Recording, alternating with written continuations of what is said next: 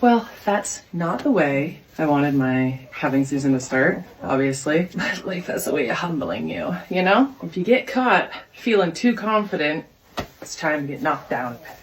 That's what I've learned. I was very excited for calving to start. I was gonna take you with me. I just love sharing this aspect of my life. I feel like there's a huge chunk of you that don't even know I have calves. And that's on me, that's my bad, because I've been so focused on renovations. But this is the core, this is my bread and butter, this is what I love doing. Let me just get cozy here so we can chat.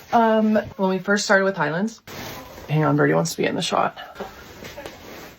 Never stops working. We started with 3, Mabel, Luna, and Greta. And Greta did have a calf, and that was Ruby. Next calving season, she was about 6 months into gestation, and she died.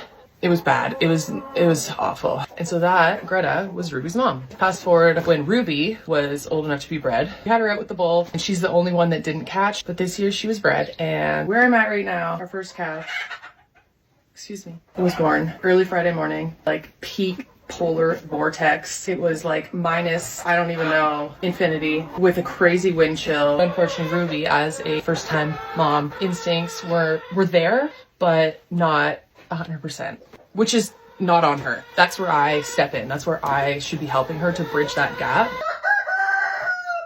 Smelling like rooster soup in here, bud. Yeah. I didn't bring Ruby in fast enough.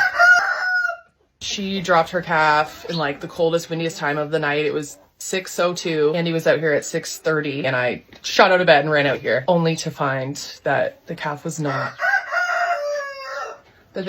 alive. So I pulled her in, little heifer, by the way. Tried my best to save her, but she was gone, and there was just nothing I could do. Her instincts to clean up her calf and get her dried off were not as expeditious as a veteran cows would be. So she did try. It's not on her. She tried, but I wasn't fast enough. And in a nutshell, that's just how the season started. I hesitate in sharing any of these details. Read the fucking room! Because I know there's just gonna be like keyboard farmers that are gonna come on and roast me. But trust me, you can't make me feel any worse than I already do. Once I realized I could save her, I wanted to quit.